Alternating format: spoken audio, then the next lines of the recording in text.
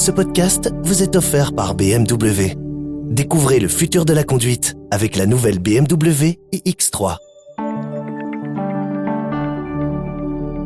Bienvenue dans le Trends des marchés. Je m'appelle Fanny Rocher avec notre analyste Olivier Colsoul. Nous ferons un zoom sur le marché de la dette privée et les récents remous qui ont eu lieu.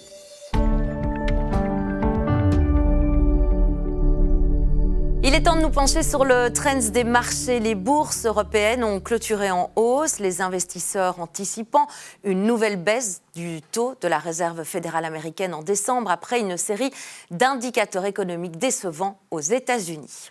Sur Euronext Bruxelles, Solvay a fini la journée en tête du BEL 20 et a aligné une 5e séance de hausse consécutive. Hors indice, Wereldhave Belgium s'est également illustré.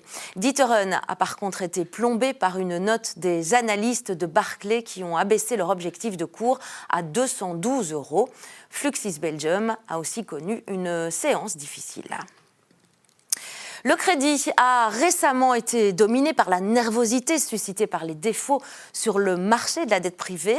Les faillites d'entreprises comme First Brands et Tricolor, qualifiées de cafards de crédit par le PDG de JP Morgan, mettent en garde contre d'autres accidents à venir. Alors, la première question qui vient à l'esprit est la suivante et on la pose à notre invité, notre expert Olivier Colsoul. Bienvenue Olivier. Qu'est-ce qu'on entend par la dette privée ? Eh bien, c'est simple, c'est l'ensemble du crédit qui est octroyé à des entreprises non cotées et qui ne passe pas par le canal bancaire traditionnel ni par les marchés obligataires. Alors, la dette privée, c'est un segment de marché qui était en forte augmentation ces dernières années, attiré en fait par donc les investisseurs ont été attirés par des rendements supérieurs aux classes obligataires traditionnelles et ça permet aussi d'avoir une certaine diversification dans son portefeuille. Mais de quel ordre de grandeur alors on parle ?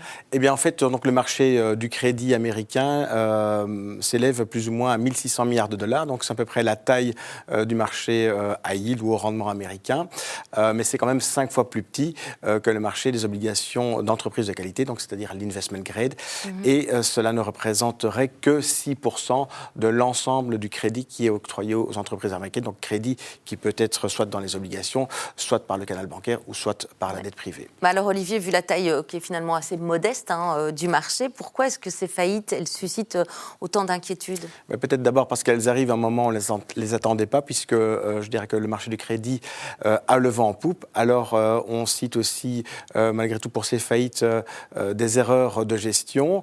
On invoque aussi une certaine opacité dans le financement, voire des irrégularités comptables, ou des signes de fraude. Et donc, il est clair que cela pose question quant à la transparence et à la gestion des risques dans ce segment de marché. Ouais. Et ça pose aussi question, je dirais, sur la crédibilité des ratings de crédit qui sont peut-être parfois trop facilement octroyés. Oui, c'est ça. Et c'était quoi alors la réaction des investisseurs dans tout ça ? Eh bien alors, sur le marché du crédit qui, par essence, est malgré tout jugé illiquide, il y aurait eu certaines sorties de fonds. Sur le marché d'actions, on a vu que les grandes institutions financières américaines ont quand même été un petit peu éclaboussées. Les banques régionales ont été plus durement touchées de par, je dirais, leur exposition à ces deux dossiers et aussi en raison du regain de l'aversion au risque. Par contre, sur le marché obligataire coté, là, on voit qu'il y a eu quelques remous et des remous qui ont suscité un petit peu un élargissement des primes de risque, donc les spreads de crédit, qui restent quand même aux États-Unis à un niveau un petit peu plus élevé par rapport à leur plus bas. Pourquoi ? Parce que c'est aussi un marché qui actuellement connaît de nouvelles émissions importantes, comme vous l'avez cité hier, notamment de la part des géants de la tech. Et donc, ça entretient un petit peu cette tendance à l'écartement des spreads. La question qu'on se pose, c'est qu'est-ce qui va se passer ensuite ? Eh bien, en fait, les régulateurs internationaux voudraient davantage contrôler ce secteur de financement alternatif. Pour sa part, le président américain, lui, veut plutôt une dérégulation du secteur bancaire pour lui permettre justement de pouvoir concurrencer par rapport à ces acteurs dans le marché. Il voudrait aussi, en fait, populariser ces investissements alternatifs actifs, en permettant notamment aux citoyens, aux employés, aux salariés, dans leur fonds de pension, de pouvoir aussi avoir une exposition à ce type d'investissement. Et donc, ça pourrait encore une fois éventuellement canaliser davantage de flux vers cette classe d'actifs. Ouais, et si de plus en plus d'argent frais continue d'affluer dans cette classe d'actifs, alors est-ce que restera-t-elle encore intéressante en termes de rendement, Olivier ? Alors, c'est clair qu'il y a une concurrence assez importante par rapport à je dirais, les fournisseurs de financement pour les entreprises ces dernières années attirés par les hauts rendements. Le patron de Blackstone a dit que l'âge d'or de la dette privée avec des rendements autour de 15%, ça c'est derrière nous, mais il considère néanmoins qu'on peut avoir encore des rendements tout à fait attrayants et relativement corrects. Si on regarde les chiffres publiés au troisième trimestre par Blackstone, eh bien on se rend compte que le rendement sur, je dirais, les crédits privés tourne en rythme annualisé autour de 10%, alors que les placements sur des obligations plus classiques tournent autour de 6%, donc il y a quand même encore toujours un écart favorable en la matière. En 2 mots, votre conclusion, Olivier ?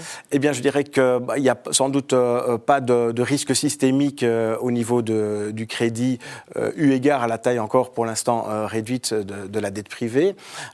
C'est clair qu'il y a des taux de défaut, comme dans les autres catégories obligataires, qu'il y a une certaine dégradation des paramètres d'emprunt, ça on le constate. Ouais. Et donc, ça nécessite d'être plus vigilant par rapport finalement au financement et aux investissements que l'on fait, mais le contexte global reste, avec des taux d'intérêt qui sont plutôt orientés à la baisse, reste quand même plutôt favorable pour le crédit, et on ne voit pas donc non plus l'environnement mettre à mal cette classe d'actifs.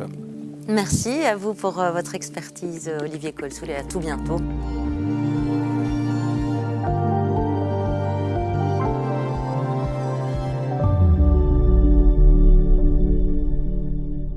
Ce podcast vous est offert par BMW. Découvrez le futur de la conduite avec la nouvelle BMW iX3.